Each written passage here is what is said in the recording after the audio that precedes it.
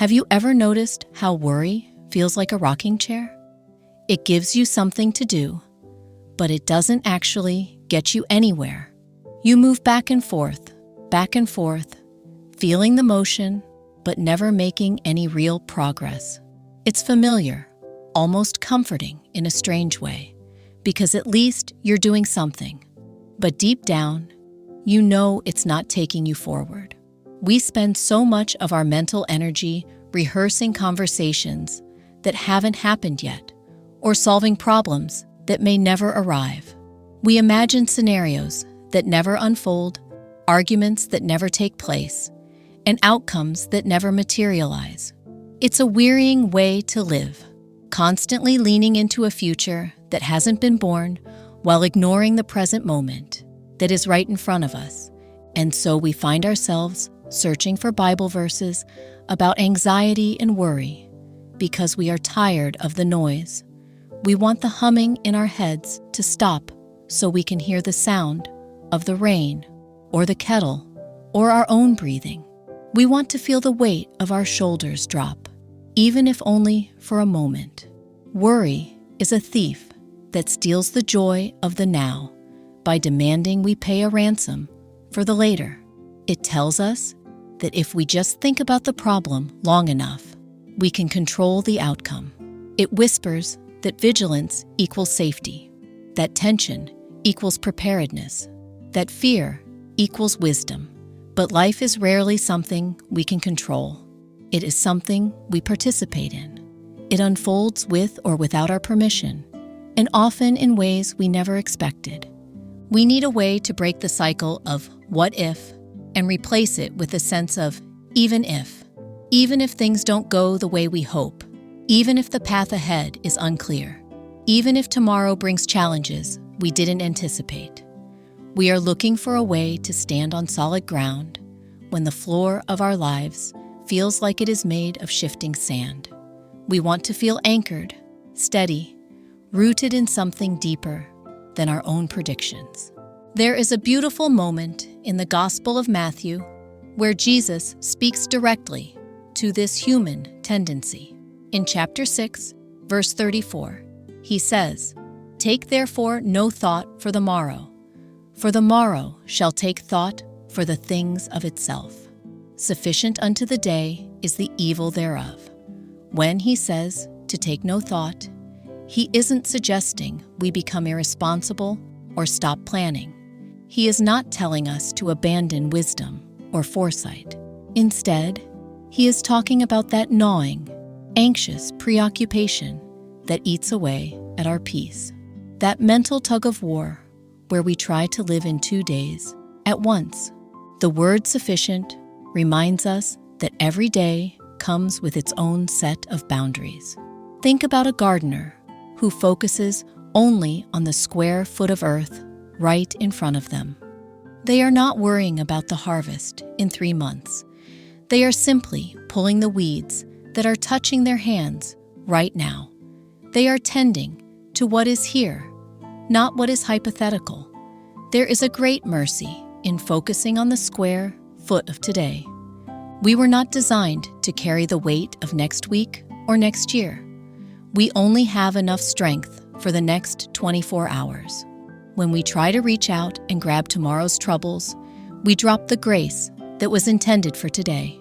We lose the ability to notice the small gifts that are already present.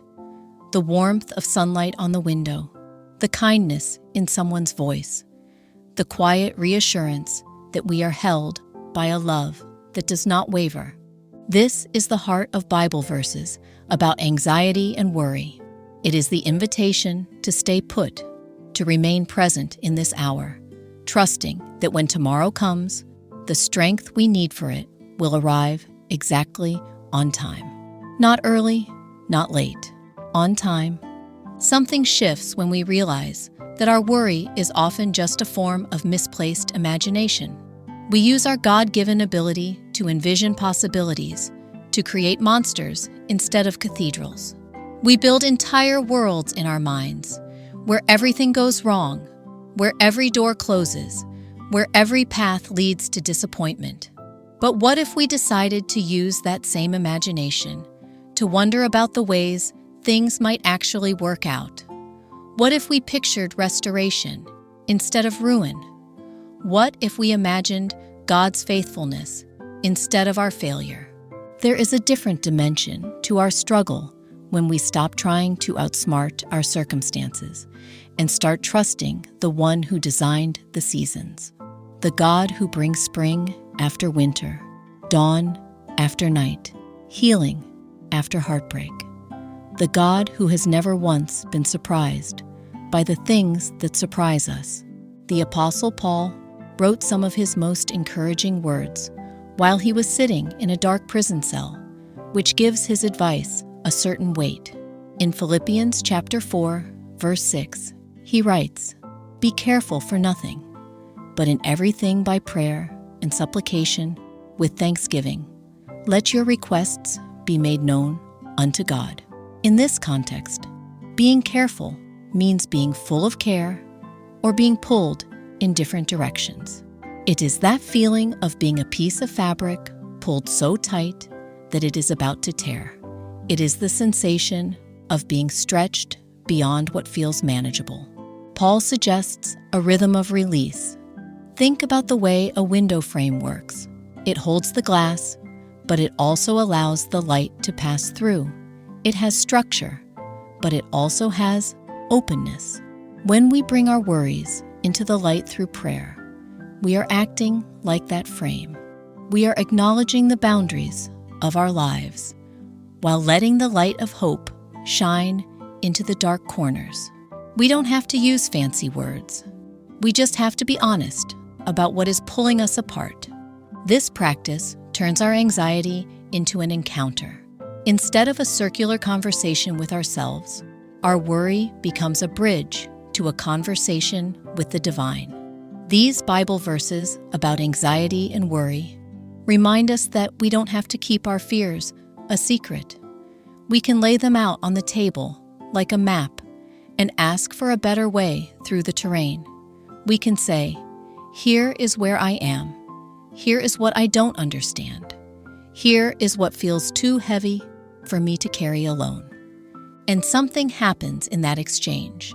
Sometimes the circumstances don't change, but we do. Our breathing slows. Our shoulders soften. Our perspective widens. We remember that we are not navigating life by ourselves.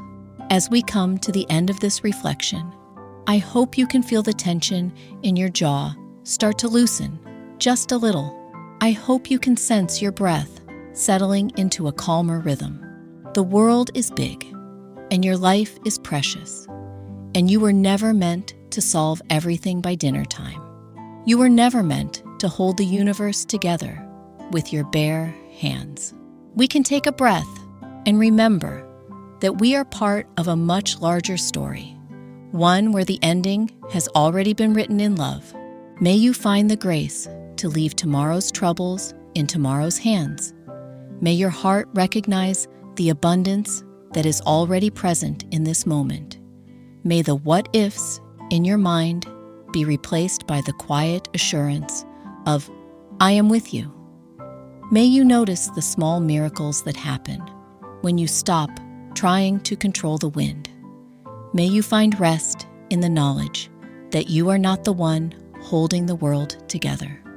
May you wake up tomorrow with a fresh sense of curiosity rather than dread. We are so grateful to have shared this quiet moment with you.